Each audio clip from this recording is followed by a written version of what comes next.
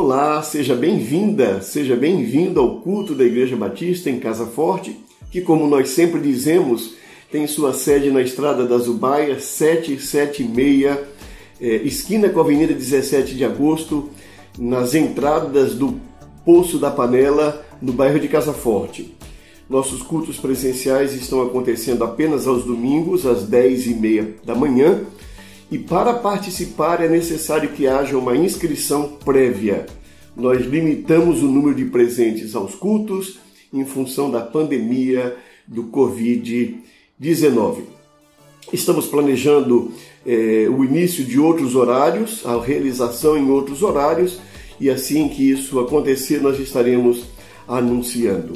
Queremos pedir à igreja que continue orando uns pelos outros. Tem sido um período longo, que já passa de 7 meses, e nós estamos ainda com uma perspectiva de mais alguns meses vivendo esse período crítico de pandemia. Ainda temos tido centenas de mortes diariamente em nosso país, e se não nos cuidarmos, podemos experimentar o que se chama de segunda onda. Por isso, nós pedimos o cuidado, não só o cuidado próprio, mas também que nós estejamos cuidando uns dos outros, procurando saber a necessidade uns dos outros e assim nos ajudarmos de maneira solidária nesse período tão desafiador. Participemos com espírito de gratidão e ao mesmo tempo com espírito de reverência pela vida de centenas de milhares de pessoas que estão vivendo o luto pela perda de alguém na família em todo o nosso planeta.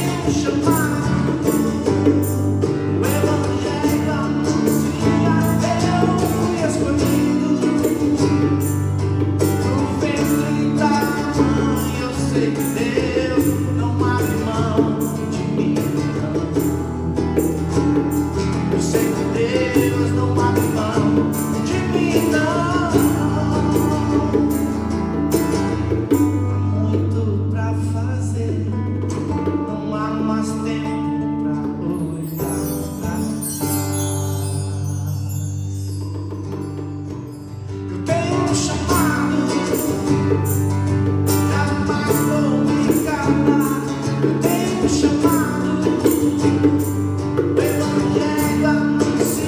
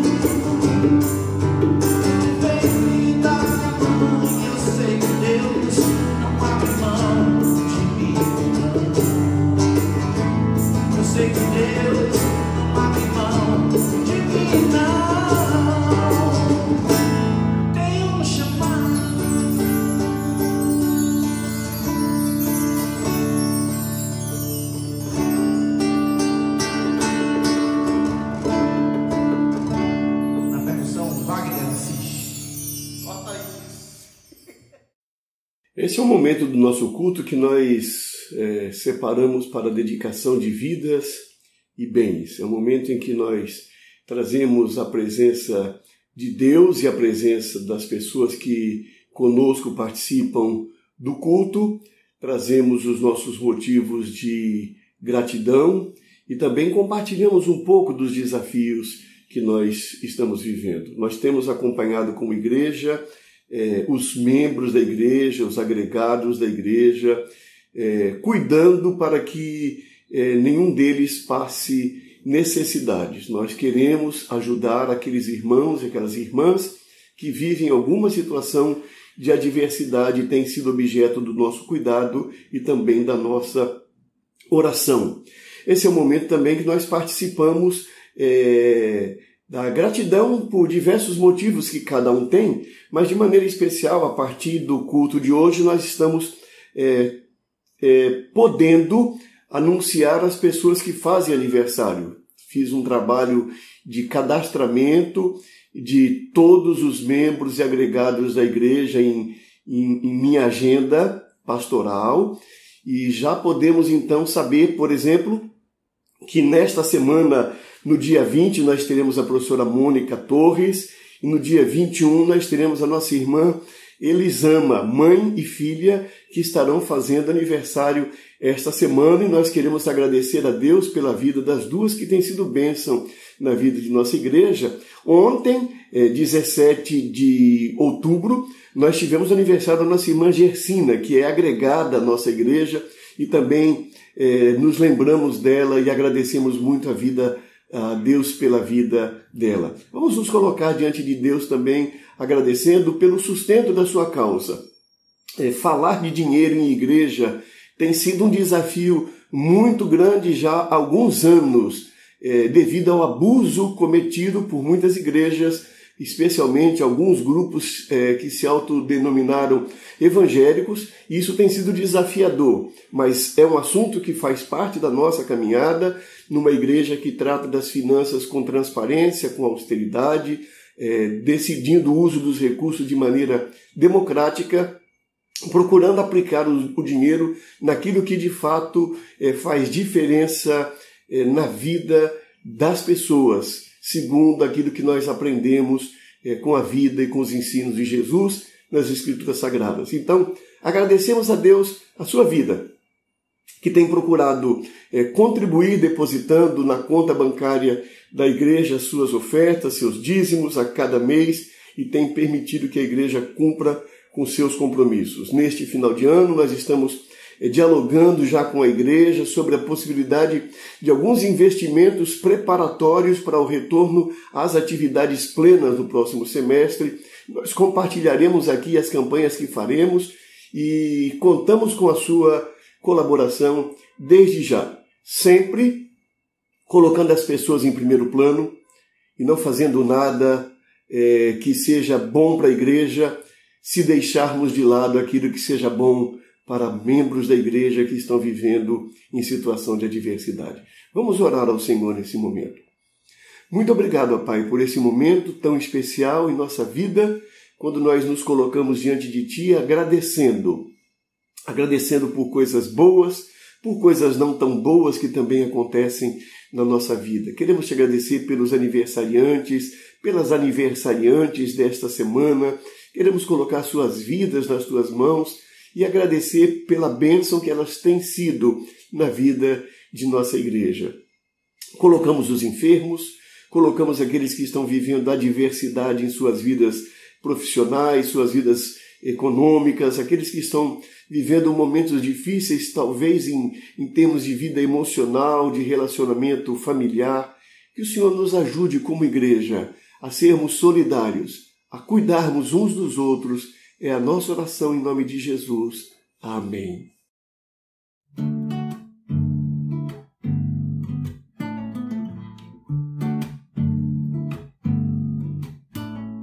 De todas as tribos, povos e raças, muitos virão te louvar.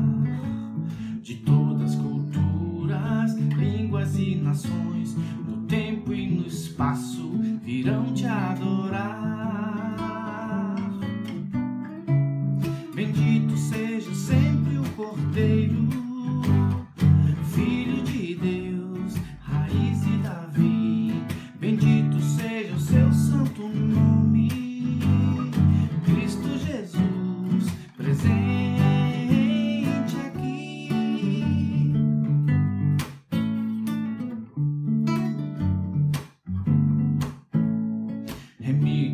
prados, grande multidão, muitos virão te louvar.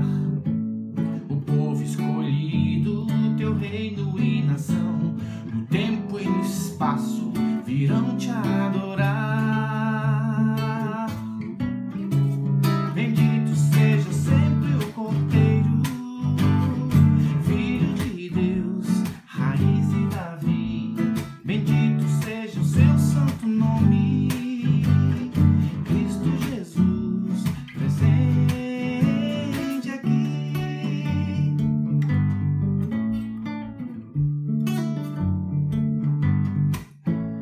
E a nós só nos cabe tudo dedicar, oferta suave ao Senhor.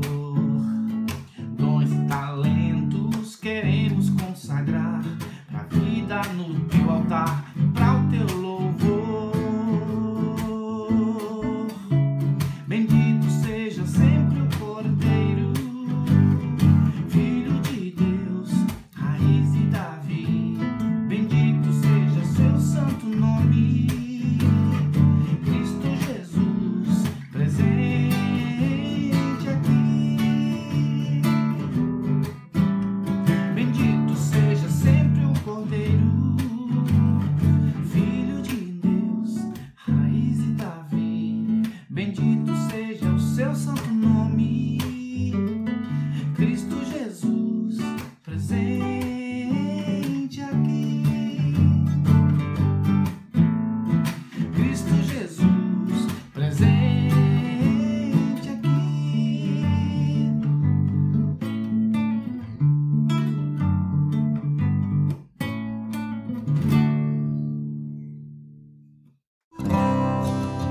Reflexão bíblica. Convido você a abrir a sua Bíblia na primeira carta de João, do capítulo 4. Nós pensaremos por alguns minutos a partir do versículo de número 13.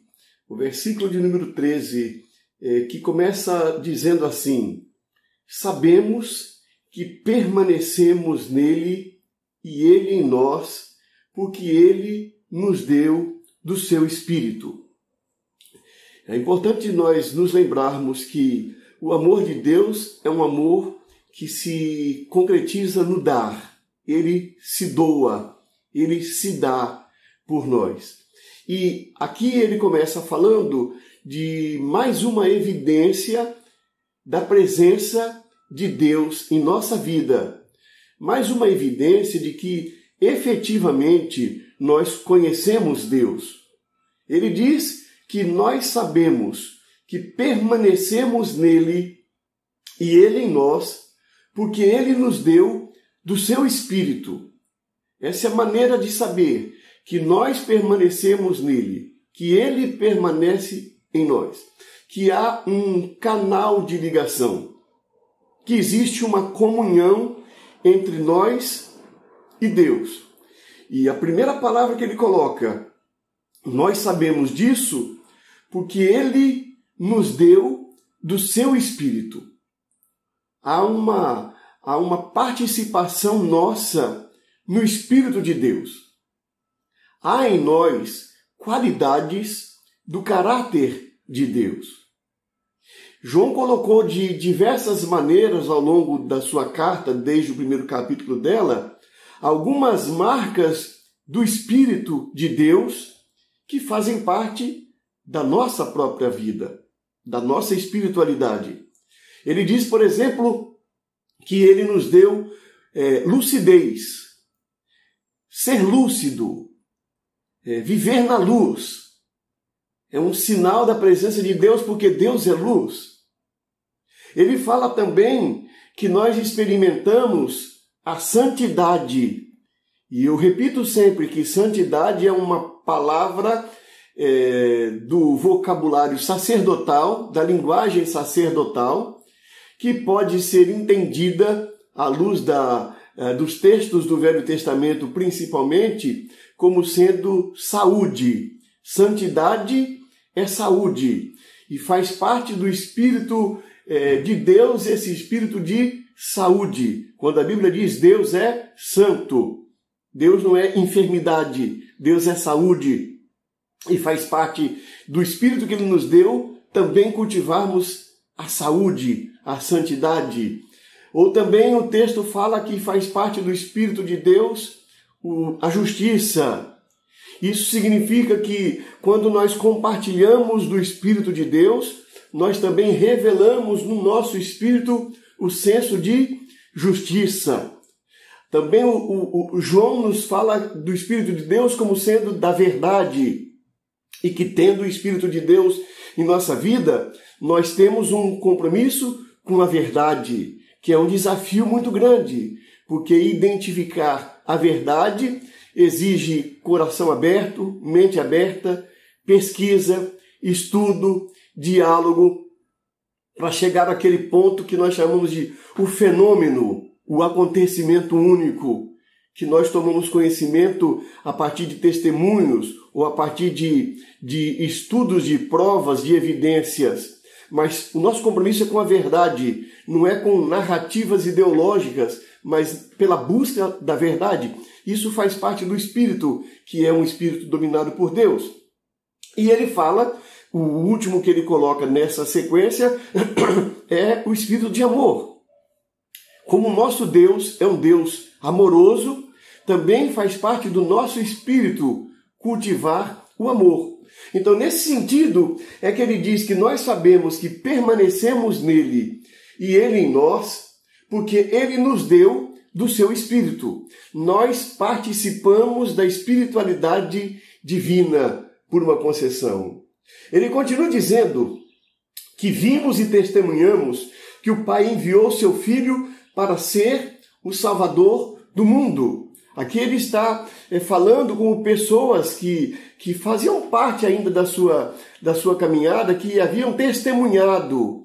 E nós podemos pensar nisso não somente do ponto de vista literal, vimos e testemunhamos, é literal na experiência deles, e para nós hoje, pela fé, pela confiança, por toda uma história daquilo que Jesus fez na vida de milhões de pessoas e continua fazendo, nós entendemos e cremos, e vimos e testemunhamos que o Pai enviou o seu Filho para ser o Salvador do mundo. E ele continua dizendo, se alguém confessa publicamente que Jesus é o Filho de Deus, Deus permanece nele e ele em Deus.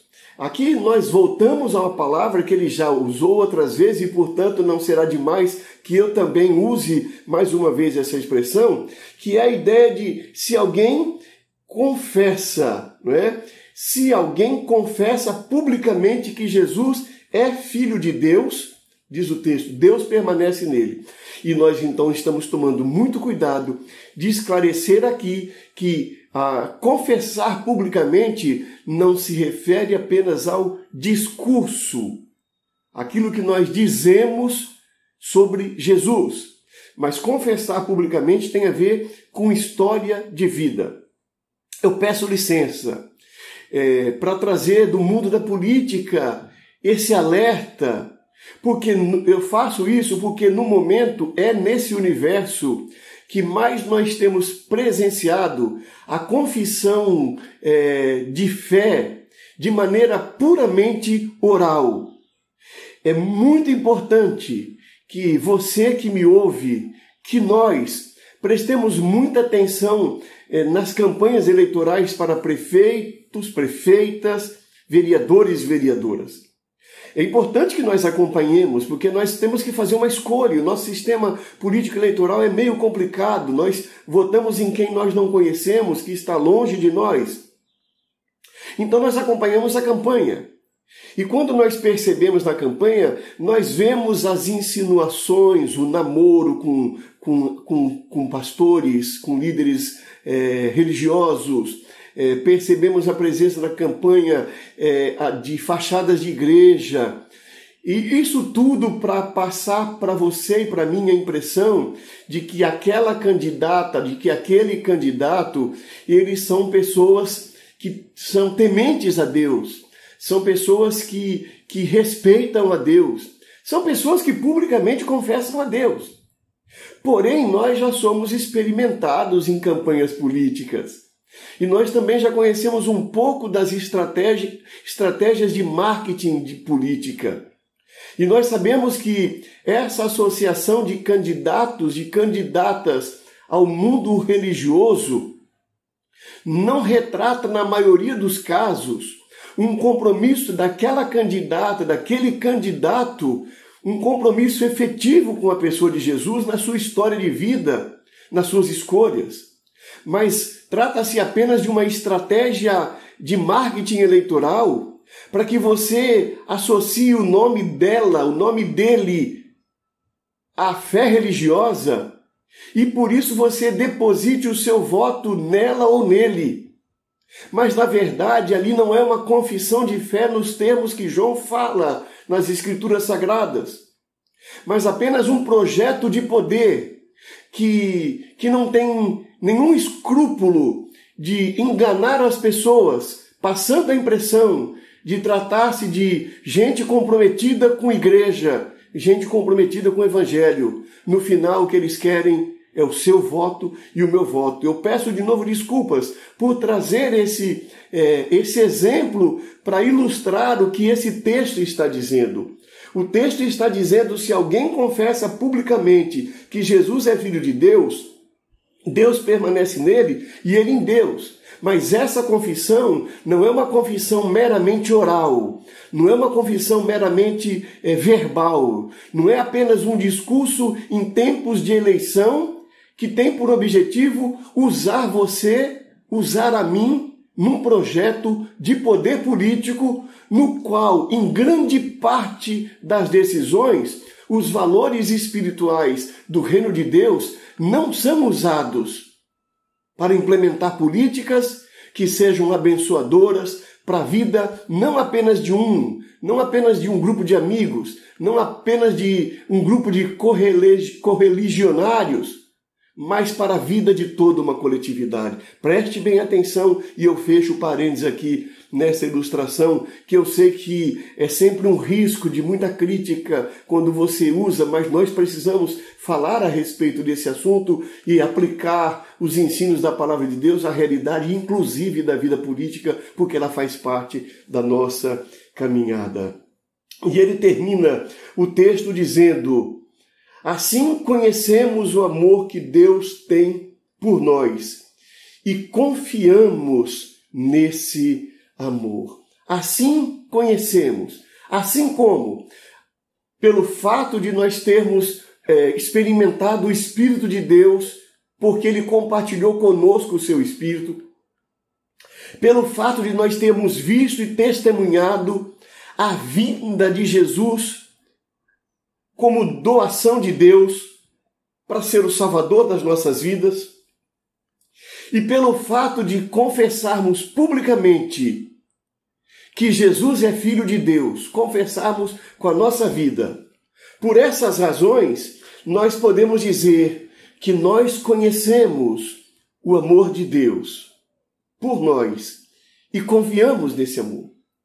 É muito importante, portanto, nós temos esses critérios claros de que nós conhecemos o amor de Deus e que nós confiamos no amor de Deus. Nós vivemos dias difíceis, dias em que a nossa fé tem sido provada de uma maneira existencialmente muito forte. A nossa confiança em Deus é provada quando diariamente nós estamos vendo as notícias de pessoas que estão falecendo, pessoas amigas nossas.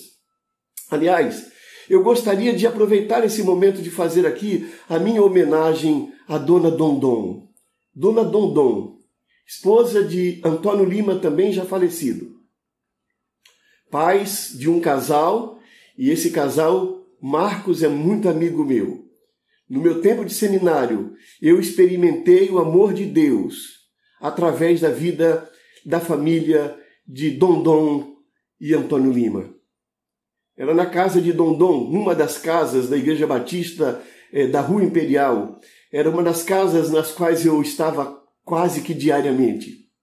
No período de férias, eu era recebido ali como um filho. Dondon foi uma mãe para mim quando eu era seminarista. Dondon foi uma manifestação do amor de Deus para com a minha vida, ela, seu marido, seus filhos.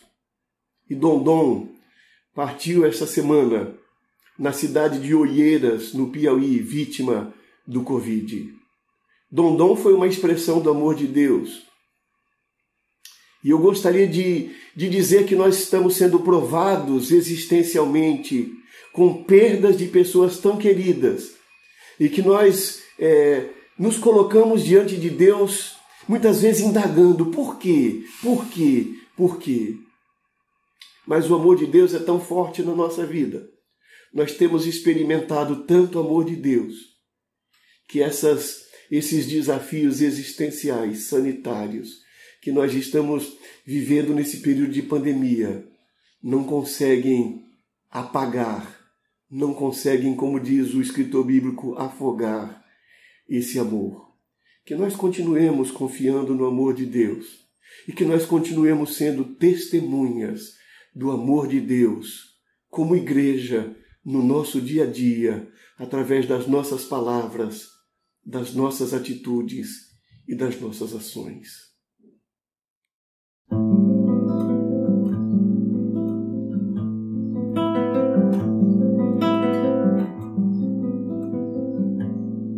Que tua vida, amigo, seja sempre para o melhor. Que o sol